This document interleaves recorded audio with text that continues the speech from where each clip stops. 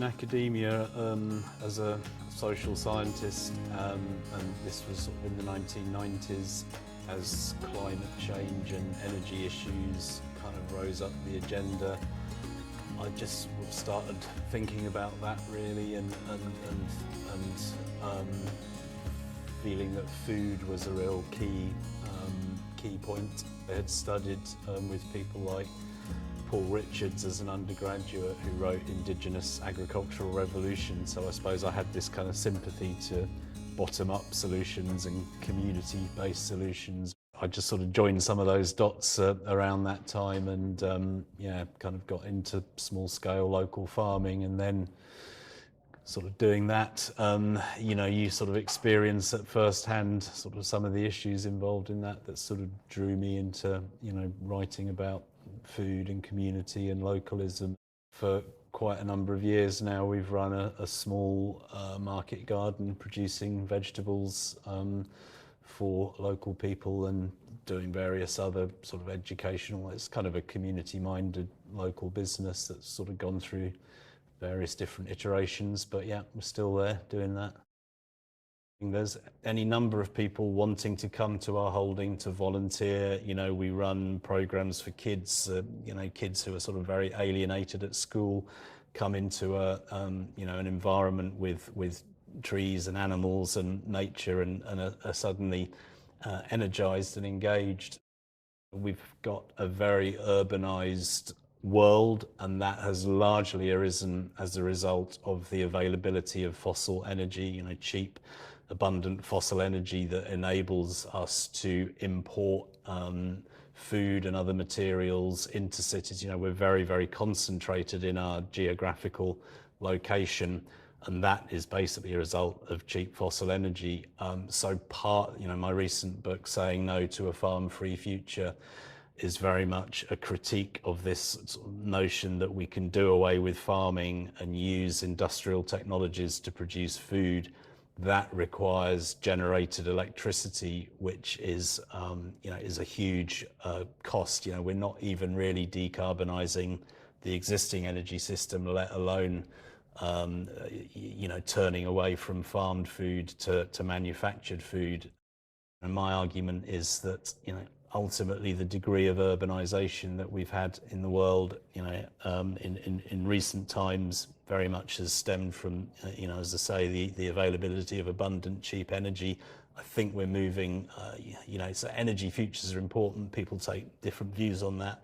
But my view is that we're moving to a future of lesser energy abundance, and that is going to mean agrarian localism ultimately, you know, to a degree de-urbanization, and that's an important reality, I think, for us to embrace now, so that we can do it in a more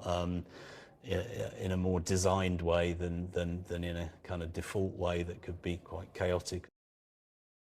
If we're talking about food system, fertilizer is tremendously energy intensive, and it also has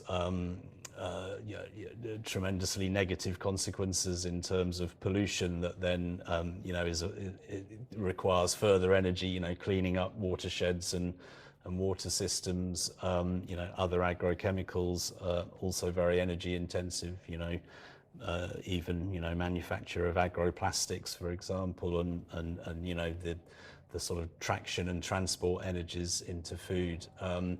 And all of these things, in a way, are labour substituting. You know, we've sort of gone through this history of getting people out of agriculture. You know, it's a sort of odd sector in that every other sector we celebrate when jobs are created in a sector, whereas agriculture, we're like, great, you know, we got more people out of agriculture, and that's kind of an old story that may or may not have you know, had its pluses in the past. I think now we're needing to actually relocalize agriculture. That means bringing more people into it, and perhaps we need to think about horticulture rather than agriculture as well. You know, the sort of action of tending a diversity of garden plants, because what we've had is a huge overproduction of a small number of commodity crops which can be mechanized. So again, you know, the energy input is all in you know, the agrochemicals, the huge machinery, the huge transport technologies involved in, you know, wheat, maize, rice, soy, canola, or oilseed rape as we call it here. So there's a huge kind of energy burden involved in all of those things, and you know, really we need to put the people back into the picture of producing a greater diversity of locally appropriate foods. It's very often framed as a sacrifice, although I think, you know, the word sacrifice is interesting because what it means is making sacred. Yes. So I think we can turn it around and say a sacrifice, you know, making a practice of food production locally sacred is, you know, what's not to like about that? A lot of farmers are on a kind of treadmill of productivity with, you know, very, very costly inputs, which means they've got to crank out the productivity and don't really have, you know, the models or the time, you know, to kind of rethink the systems that they're part of. Basically, we're incentivized to produce, you know, to make as much money as you possibly can to sort of, you know, push the margins of productivity. So, you know, we overproduce this small handful of global commodity crops, and then it's like, well, what do we do with all this grain? You know, let's feed it to livestock. You know, let's add value by, you know, by pouring it down the throats of livestock or making biofuels out of it. Whereas if you're in a more constrained energetic situation, you know, that does impose difficulties and you've got to figure things out, but you're intrinsically less likely to push the margins of cultivation. You know, livestock become ecological, themselves become ecological protagonists on a farm rather than just a kind of production line of meat.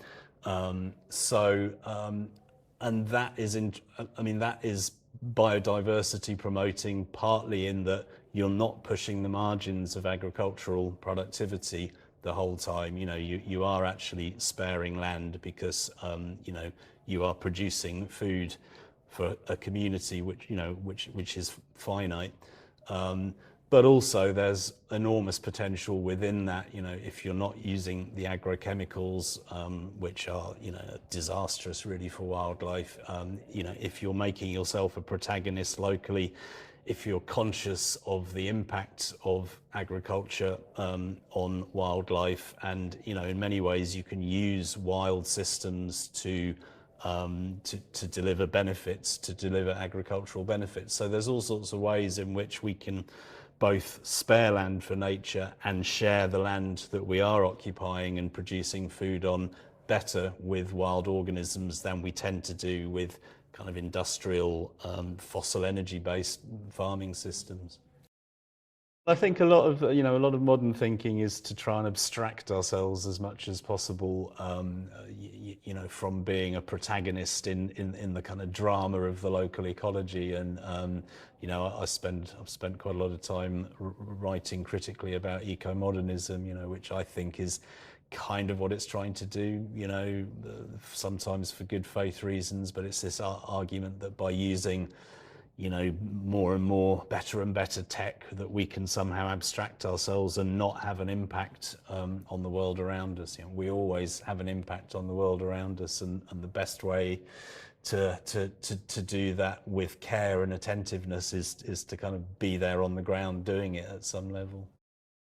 My arguments are that we need to start with agrarianism. You know, you get all these different, you know, people talk about, you know, the information society or the, you know, the affluent society or whatever, but ultimately, you know, we are an agrarian society, or, you know, globally, you know, we have to produce food. We more or less have to do it agriculturally. Most parts of the world have figured out you know, historically have figured out a low impact, job-rich way of producing food and fibre locally. So agrarianism, for me, is sort of where it all comes together, where humans are interacting with nature.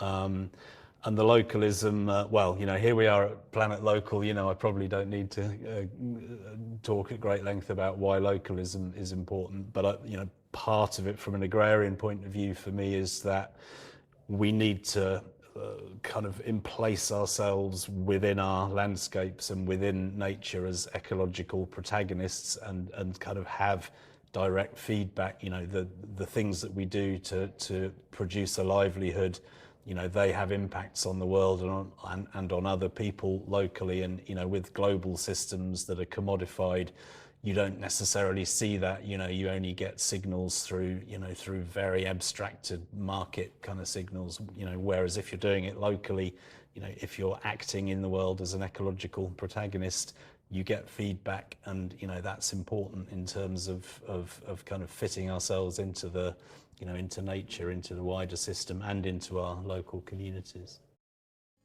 Engage with food. Think about where your food comes from, and think about the diversity of food. It's not something like 75.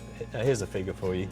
75% or thereabouts of global cropland is devoted to just 10 crops. Most of which are cereals or grain legumes. There's so much more diversity in food, so much more delicious food, and really vibrant food cultures historically all over the world. So if we let go of that kind of very centralized food system, there's a kind of a local world to win, to embrace.